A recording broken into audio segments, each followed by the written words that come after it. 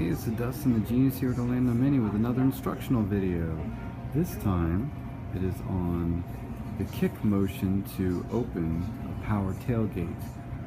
So, two kinds of our vehicles have this kind of feature. One is the Countryman, like in front of me, but it does have to have a power tailgate in order to work, and also comfort access, which is the button on the door handle that you can press to lock and unlock the car.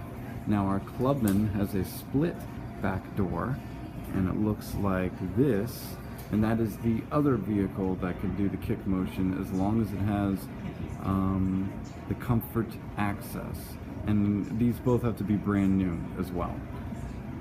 So as long as you have the key on you, all you have to do is aim for the middle of the bumper and do a very quick, swift kicking motion.